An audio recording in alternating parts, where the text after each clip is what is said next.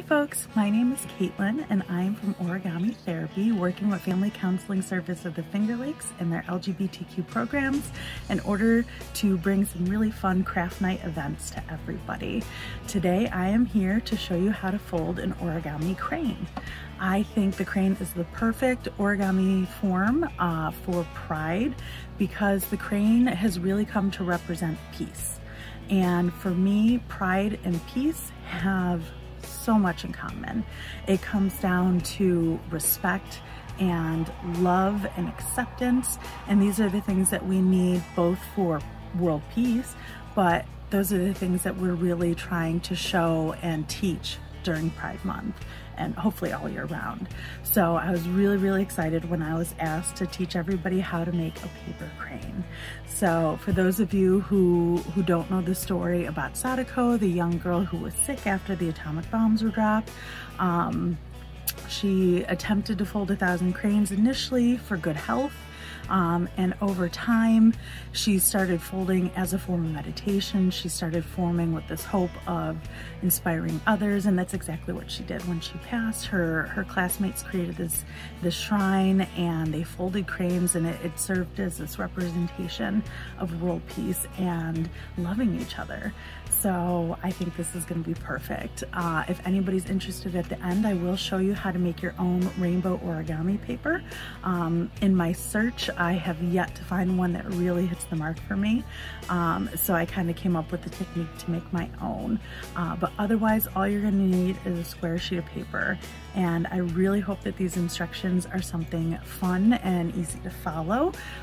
Because if you're interested in making your own 1,000 cranes for peace or for your own wish, you only have to fold 3 cranes per day and you will have 1,000 cranes in under a year. So I'm really hoping hashtag 3 cranes a day, that everybody will get as excited about origami as I am, as excited about the crane, as excited about Pride, and will be able to begin their own 1,000 paper crane project to keep the Pride spirit going all year round. All right, so I'm going to teach you how to make an origami crane. This is the example one. It's got rainbows on its back. It is really beautiful from every angle, which is some of what I love about this paper. If you want to make your own paper before we get started, please skip towards the end where I have a quick video on how to make it, or you can always make your own, get creative, but this is what we're going to work on today. So here we go. We'll leave them here as a little sidekick to what we're about to do. So you're going to need a square sheet of paper.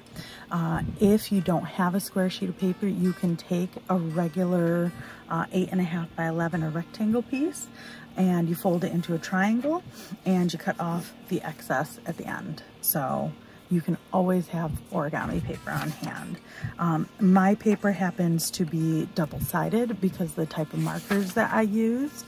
So this side's a little bit faded, but it has a pretty watercolor type look to it. And this side is really bright and colorful. So what we're gonna do is we wanna make sure that whatever side we want showing is gonna start off by facing the table.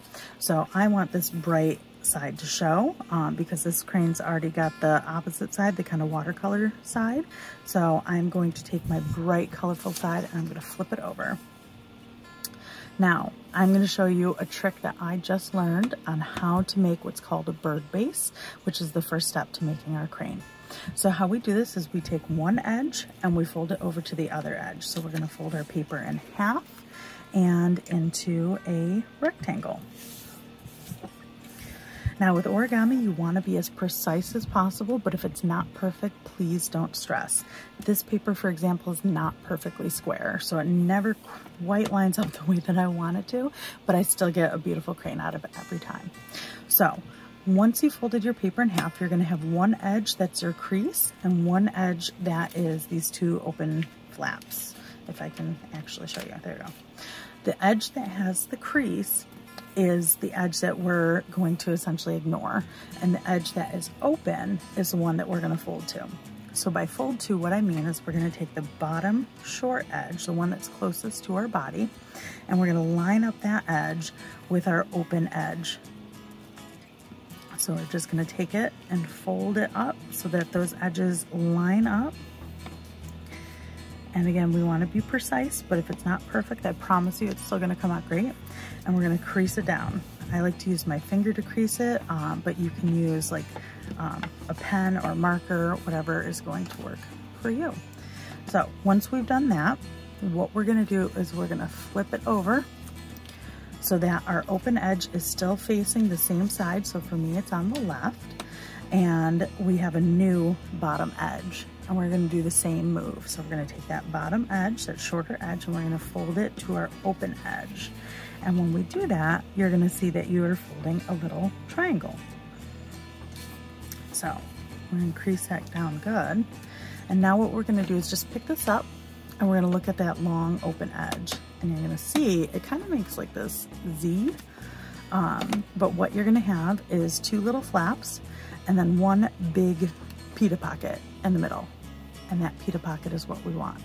So what you're gonna do is you're gonna open up the pita pocket as far as it'll go, and it's gonna take these two outer points and start to pull them together, and that's what we want.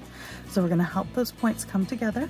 We're gonna line them all up at the bottom here. So you can see I'm just lining them all up, and then we're gonna flatten the whole thing. And I find it's easiest to, where you're pinching it and holding all those little pieces together, to slide your fingers up that crease, pinch it at the top, and then you can just crease down the rest of it. So you can even put it on the table and crease it down. Now this is kind of a magical move because we just took a triangle and made it into a square. And you'll see that our square, one end has all these little open flaps, one end has just got a solid point, and this is what's called the bird base. It's the same on both sides. So, like I said, one end has these little flaps here. What we want to do is make sure those flaps are facing towards our body, and that way we're sure the next step is done with the right edge. Now this step always tricks people up, so I want you to watch what I'm about to do. What we're gonna do is take one of our bottom diagonal edges. You'll see if you look at yours, it's got two flaps, right? 1, 2. So we're just gonna take the top flap, that bottom diagonal edge, and we're gonna line the whole bottom edge to this center crease. So a lot of people want to do this, but we're not gonna do that. We're gonna take the whole edge and bring it into the center, and it's going to make this kind of diamond-y off-center triangle shape. We're gonna crease it down, and then we're gonna repeat it on the other side. So we're gonna take this entire bottom diagonal edge, and we're gonna line the whole edge up to this center crease, just like that, okay? So you'll see if I cover up those other edges, it makes this little kite shape. Then we're gonna flip the whole thing over, and we're gonna repeat. We're gonna take our bottom diagonal edge, and we're gonna fold it in to that center crease, like so. And we're gonna take our other bottom diagonal edge, and we're gonna fold it in to that center crease again. Now, remember when I said origami doesn't have to be perfect? This is what I mean. If you can see, this point here isn't perfect, but it's pointy, so it's okay. Now, I know before I was saying this kind of looks like a kite shape, and that it absolutely does, but I want you to imagine that it's an ice cream cone. So this is the ice cream, this is our cone, and why I like you to imagine it that way is because the next step, we are gonna take the ice cream part and fold it down so it's over our cone part, and we're gonna use the top of the cone as our edge. So we're just gonna take the point, we're gonna fold it straight down over the cone. Now, this part I want you to crease really good because it's not just important for the next step, but a few steps down the road. So you're gonna fold it nice and tight, then you're gonna open it, flip it over, and repeat that. Now we're gonna fold it in the opposite direction, and we're gonna crease it really good. And this step is really important. You know you've done it right if you can pick it up, if you can pinch the cone between your fingers, and with just one fingertip, you can easily move the ice cream part back and forward. Okay, so it's easy to move. So once that's done, what we're gonna do is we're gonna open up these creases, these two flaps from before, like doors. Now, this is the trickiest step, but I know you can do it. What you wanna do is use that crease this big crease that we just did, because I was saying how important it is, we're gonna almost use it as a hinge. And what we're gonna do is we're gonna take just the very top sheet of our paper and we're gonna pull it up, up, up, up, up, but only as far as this crease. So we're gonna pull it up. It's gonna start to look almost like a bird beak opening up. Open, open, open, and you'll see as I open it, these outside edges naturally wanna come in towards the center, and I'm gonna help them do that. So as I start to bring them in, now you'll see yours might be doing something like this too, where the top gets a little bit wonky. All you have to do is kind of flatten it out and let those creases from before guide it as it closes itself.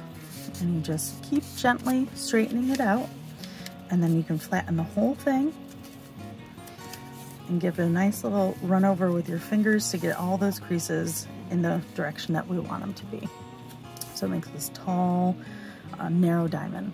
All right, then we're gonna flip the whole thing over and we're gonna repeat. So we're gonna open up these little flaps like doors. And then again, using this big crease that we just did, I told you it was important. We're gonna use that as a hinge, and we're gonna open up that top sheet, and we're gonna let the edges come in. And then we're just gonna straighten up the top a little bit so that it will fold flatly into this tall, narrow diamond. So once you have completed this step, you're gonna have two different kinds of points. The top point is gonna have these two flaps with a little triangle in the middle, and the bottom point is gonna have these two dancing legs. What we wanna do is these dancing legs are gonna dance so much that they're gonna get smaller. So what we're gonna do is similar to before. We're gonna take this entire bottom diagonal edge and we're gonna fold it into this center line. So again, we're not gonna fold it like this, okay? We're not gonna do that. We're gonna take the whole edge and line it up with this center crease. Now, pro tip, what I like to do is I don't want to line it up perfectly with that center line. I want it to be like, I don't know, like a millimeter away. And it's gonna make some steps later on a little bit easier. But if it goes right to the center, don't worry, I promise it's still gonna come out good. We're gonna repeat on this opposite side because origami is symmetrical.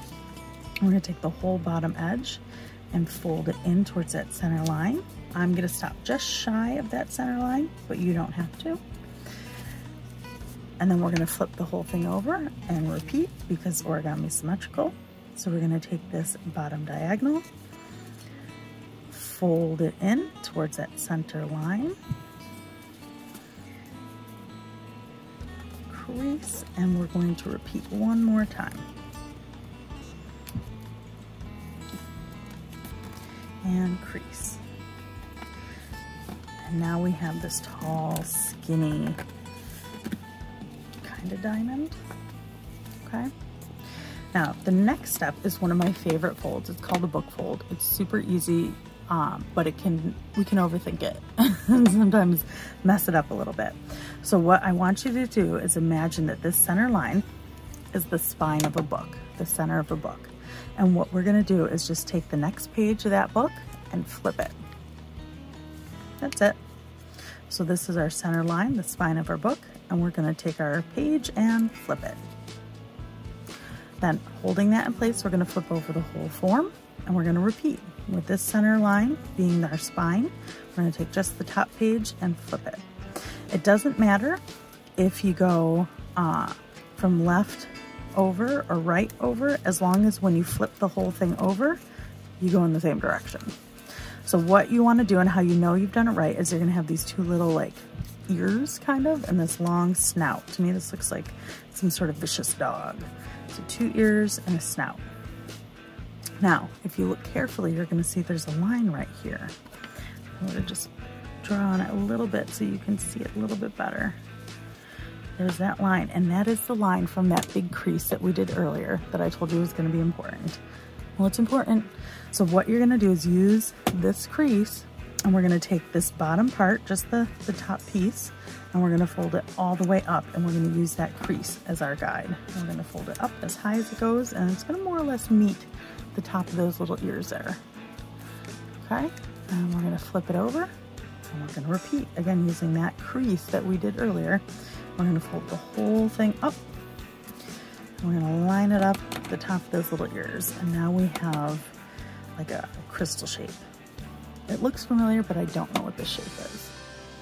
So now that we've done this, we're going to book fold again. So again, with this center line being the seam or the spine of our book, we're just going to take the next page and flip it over. And then we're going to turn the whole thing over again, and we're going to use that center line, and we're going to turn the page. We're almost done. How exciting is that? So what you're looking at here is actually the bottom side of the crane's wing. It's this part right here. So in order for us to start turning this into a crane and exposing this wing, is you're going to take this and you're going to fold it down. Now, some people like to fold here. Some people I've even seen fold up here. I'm a big fan of folding it as far down as I can. And what that is going to be is you're going to be able to fold down to where this line meets the edge. So it's going to be right about here. You're going to fold it down as far as you can until it stops, and then you're just going to crease. We're going to flip it over and repeat. And with that, we have our wings. So we're getting there, right? How close are those? Now we have these two little towers. Most likely what you're going to find is that one of these towers looks better than the other. So mine came out pretty good, but from 30 years of practice, sometimes that happens. I promise you they don't always come out that good. But for me, this one tower looks a little bit twisted and a little banged up at the top. So what I like to do is I take the tower that looks the worst and turn it into a head. And that way it kind of hides the not greatness of it. So what I'm going to do is if I look at it from the front, you can kind of see that it opens up like this. So it's two sides that come together and you can open them up. What you're going to do is open them up, and you're going to take the top part of your tower and you're just going to start to fold it down. So we're going to start to tuck it down in between those two sides. And when you do that, you can see how the head is starting to form. It's got like this little crease. So all I did was I took that tower, and with the space in between, I just folded it down in between. And then you kind of hold the head at the angle that you like, and you just pinch it in place. Just pinch it, and it's going to hold that right where you want it. With this, you're technically done. For me personally, I find that this looks really rigid. They look like little soldier cranes. And especially for something that represents peace, I want my crane to look relaxed and calm and at peace. So the way that I do that is I just pinch the tail in between my thumb and my pointer finger. And down at the bottom here, I pinch the base with my thumb and my forefinger on the opposite side. So you can see I have one here and one here. And all I'm going to do is rotate that out. Now you'll notice that when I start to rotate that, the base here bubbles, it kind of opens up. And that's a good thing. So what we're going to do is rotate it. And then when we have it where we want, we just pinch the base closed. And it's going to hold that little tail pointing out.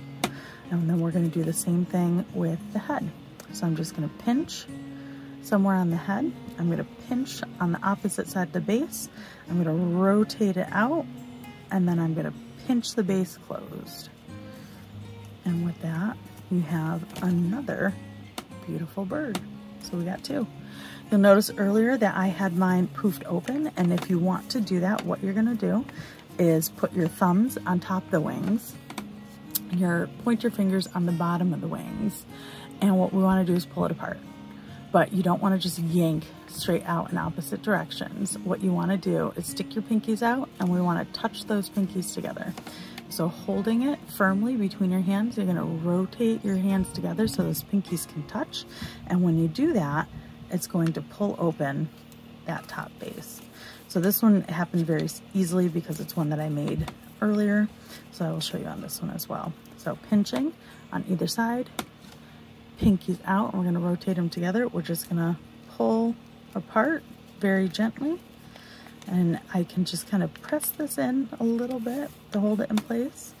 And with that, you have a completed crane. What I love about the way that this pattern works out is even though these are two separate rainbows, they still line up and kind of make a complete rainbow going across the crane's back. So that is it, your origami pride cranes. Okay, so I'm really excited to show you how to make your very own rainbow origami paper. So this is what I'm going to show you. The reason why I decided to make my own is because this is the paper I kind of envisioned in my head when I was folding these pride cranes, and I couldn't find this paper anywhere. I searched all over Amazon and Tuttle and a whole bunch of different craft places, pride places. I just couldn't find it. So after a lot of frustrated searching, I decided to just make my own. So the way that I did that, and the way that you will do it, is you're going to need a few sheets of origami paper or square paper. You're going to need rainbow markers. These are alcohol ink markers, but you can literally use whatever kind that you have, and a little bit of patience. So first thing you're going to need to do in order to make your paper is to form a grid. Now, if you're happy with just having rainbows scattered all over the place with no pattern or rhyme or reason, go for it. Just go crazy. I will give you a few tips on how to make those rainbows. But I personally have just enough type A personality in me that I needed to have them in a relatively organized fashion.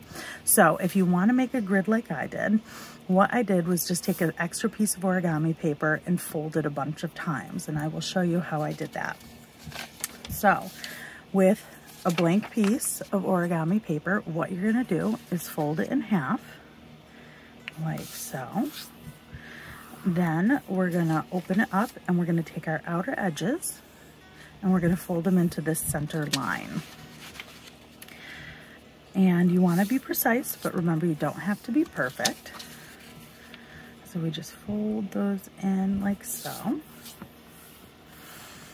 And then what I like to do, especially because this doesn't have to be perfect, is I flip it over and I take my new outer edges and I fold them into that center line again. So it's actually going to fold the paper twice. And so this one I want to make sure and get a nice good crease so I know that it'll crease both sides. Okay, like so. And then I can open it up and I have my first set of lines. And all we're going to do is rotate it 90 degrees and we are going to repeat. So we're going to fold it in the middle. This first fold after doing it the other way can be a little bit tricky, so take your time, don't freak out. Then we're going to open it again and we're going to take our outer edges and fold them to the inside.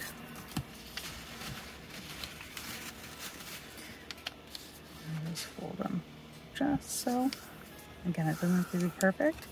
And then I'm going to flip the whole thing over and I'm going to take my new outer edges and fold them to the center line and crease it really good.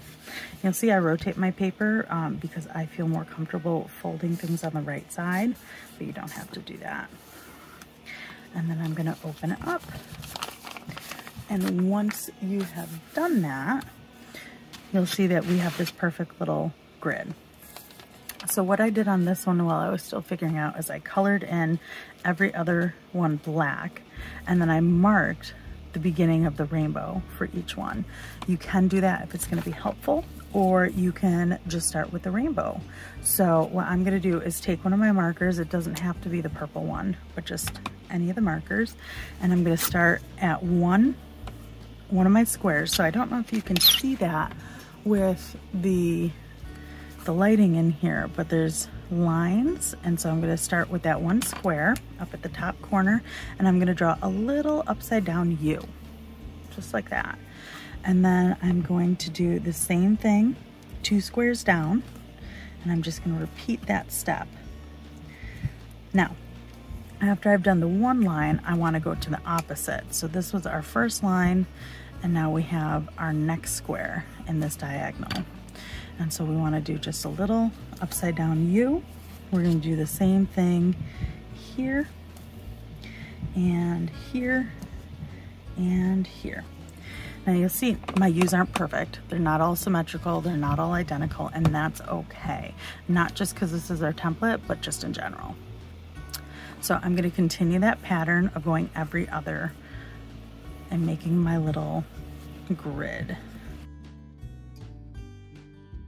So with that, we have our little grid system.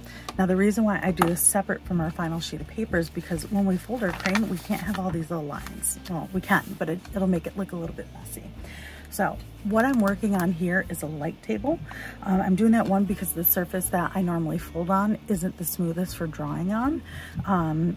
But if you're having a hard time seeing through the next step, it helps to have light underneath the paper. So if you don't have a light table at home, which I understand most people don't, it really helps if you just put it up against a window during the day so that the light is coming in and it will shine through. Because the next step, what we're going to do is we're going to take a new blank sheet of origami paper and we're going to place it on top. And we're just going to kind of tap them together to make sure they line up. So it looks like in this light you can kind of see the little U's, and honestly if I was just doing this at home, that would be enough. I would just start drawing my U's as is.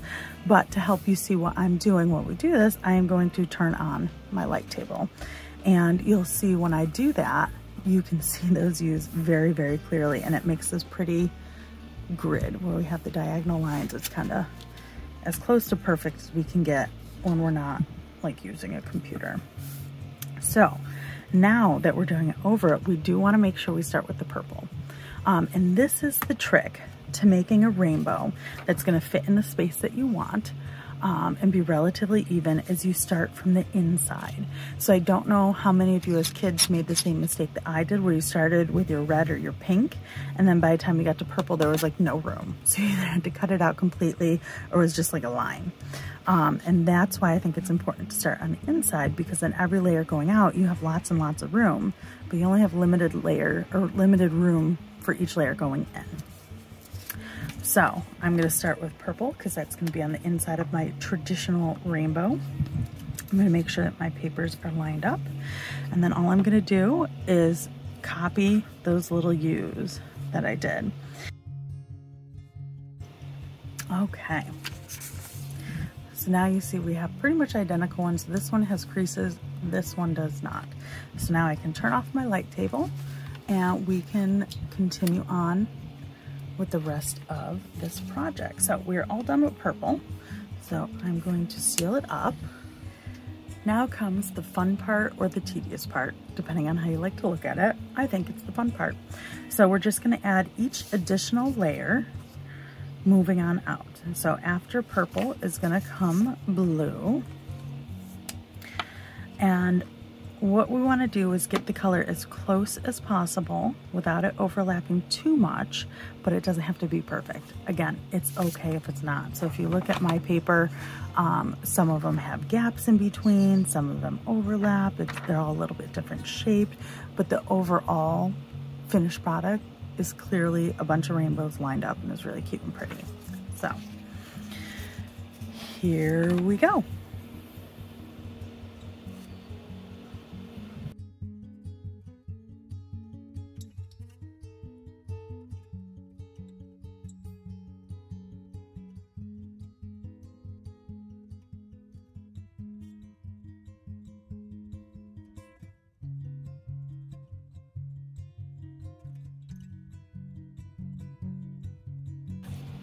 And ta-da!